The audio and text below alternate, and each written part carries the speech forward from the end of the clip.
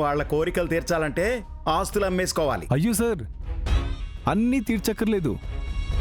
అందరికీ కామన్గా ఉన్న ప్రాబ్లం ఏంటో మనం తెలుసుకుంటే చాలు. అదేదో నువ్వే చెప్పరాదా అబ్బి? తప్పకుండా చెప్తాను మేడం. నేను రీసెంట్గా వర్కర్స్ కాలనీకి వెళ్ళాను. నేను అక్కడ చూసినప్పుడు అందరికీ కామన్గా ఉన్న ప్రాబ్లం ఏంటంటే వాటర్. అతి తక్కువ ఖర్చుతో మనం ఆ ప్రాబ్లంని సార్ట్ అవుట్ చేసామంటే ఈజీగా మన బుట్టలో పడిపోతారు.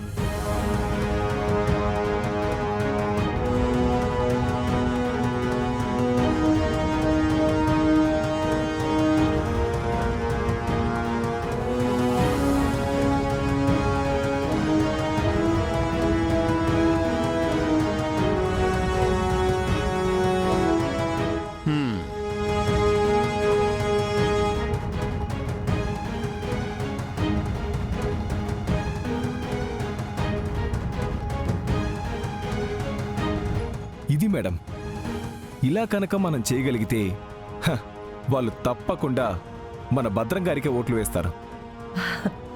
అబ్బి, నీ ప్లాన్ నాకు బాగా నచ్చుండాది.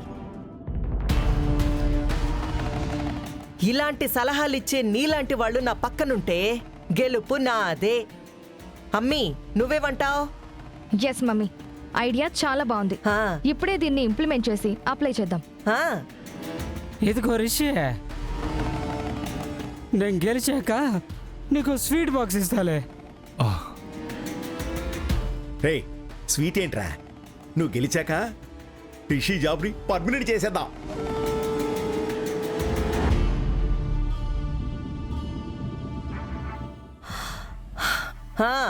సర్లే, ఏడ్ని ముచ్చట్లు పెట్టుకుంటూ కూర్చుంటే ఆలస్యం అయిపోతాది. అందరం పోయి ఆ సంగతి ఏంటో చూద్దాం పాండి. అమ్మా మాయా వస్తున్నా.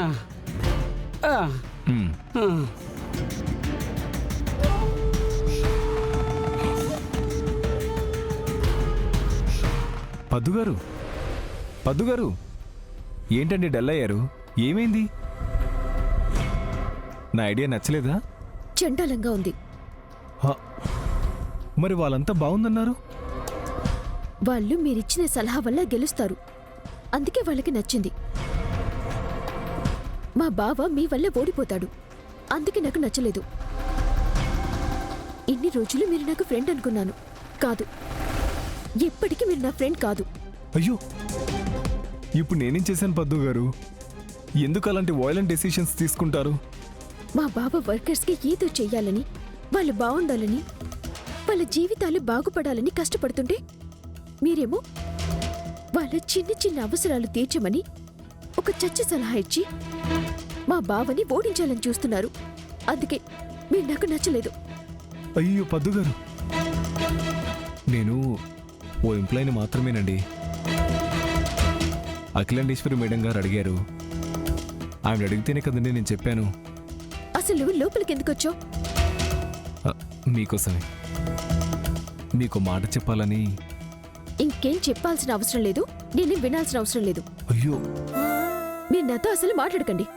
అయ్యో పద్దుగారు, ఒక నిమిషం. పద్దుగారు, ఒక నిమిషం ఆగండి. పద్దుగారు, ప్లీజ్ ప్లీజ్. ఏంటి? నేనేమి కావాలని చేయలేదండి, తెలియక చేశాను. తెలియకేం కాదు, మా బావని ఫ్యాక్టరీ నుంచి పంపించేయాలని తెలివిగా చేశారు. అబ్బా, మా బావ ఎలక్షన్లో గెలిస్తే నీ జాబ్ పోతుంది, నువ్వు వెళ్ళిపోవాల్సి వస్తుంది. అందుకే మా బావని పంపించాలని ప్లాన్ చేశావు. అయ్యో పద్దుగారు, మీరు నన్ను అపార్థం చేసుకుంటున్నారండి. అయ్యో,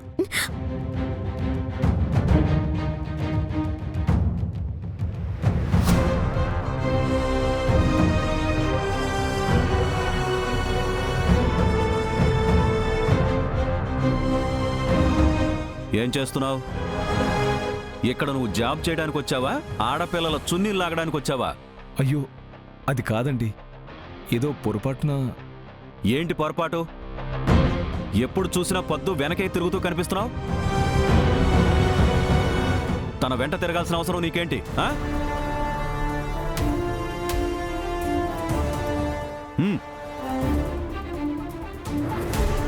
నువ్వు వెళ్ళమ్మా. థ్యాంక్ యూ అండి.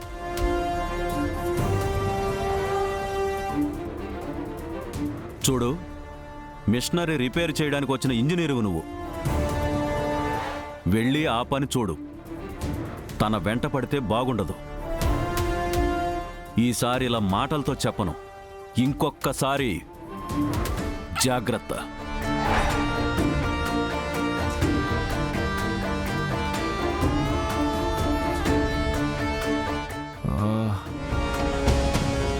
నేనేదో వీడి కూతుర్ని లైన్లో పెట్టినట్టు ఓ రెచ్చిపోతున్నాడేంటి? పైగా వార్నింగ్ కూడా ఇస్తున్నాడు. ఓకే, ముందు పద్దుని కూల్ చేయాలి. తనని ఎలాగైనా నా వైపుకు తిప్పుకోవాలి. అఖిలాండేశ్వరి మీద పగ సాధించాలంటే నాకున్న ఒకే ఒక్క ఆయుధం పద్దు. తప్పదు, నాకు అలవాటు లేకపోయినా సారీ అని చెప్పి నా మీద కోపం పోగొట్టి తన మనసులో నా మీద ప్రేమ పుట్టించాలి. నేనేదో పెద్ద పెద్ద మాటలు చెప్పి మీకు ఆశలు పెట్టి మిమ్మల్ని మోసం చేయాలని నేను అనుకోను. అబద్ధపు హామీలు నేను అస్సలు ఇవ్వను. నేను మీ వాణ్ణి, మీలో ఒక్కడిని. మిషన్స్ మధ్య కష్టం చేసి చెమట చిందించే సాటి వర్కర్ని. మీ కష్టాలు తెలిసిన వాణ్ణి, మీ ఆకలి మంటలు ఎరిగిన వాణ్ణి. నేను యూనియన్ లీడర్ అవ్వాలని అధికారం కోసం ఆరాటపడట్లేదు. అది ఒక బాధ్యతగానే భావిస్తున్నాను. మీకు సమస్య వస్తే ముందుంటాను, మీ సంతోషంలో వెంటుంటాను. కంపెనీ నుంచి రావాల్సిన బెనిఫిట్స్ కానీ, ఇన్సూరెన్స్ కానీ, జీతాల పెంపు కానీ దేనికోసమైనా సరే యాజమాన్యాన్ని ప్రశ్నించడంలో మీ అందరి గొంతునవుతాను. చూడండి, మన పనిలో నాణ్యత చూపిద్దాం. మన హక్కుల కోసం పోరాడదాం.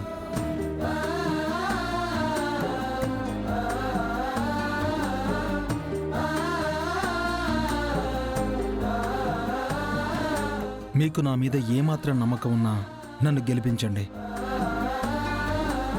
బాబు, మూతపడిన మిల్లును తెరిపించి 365 రోజులు మాకు పని కల్పించారు.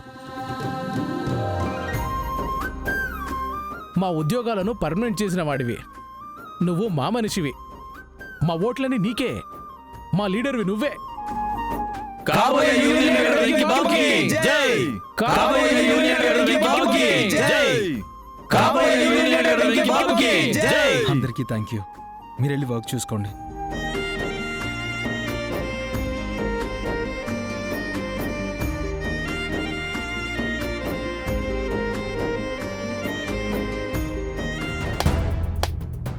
అబ్బబ్బబ్బబ్బబ్బబ్బబ్బా! ఏం చెప్పావబ్బి? నీ మాటలు వింటుంటే నాకే నీ కోటేసేయాలనిపిస్తుండాది.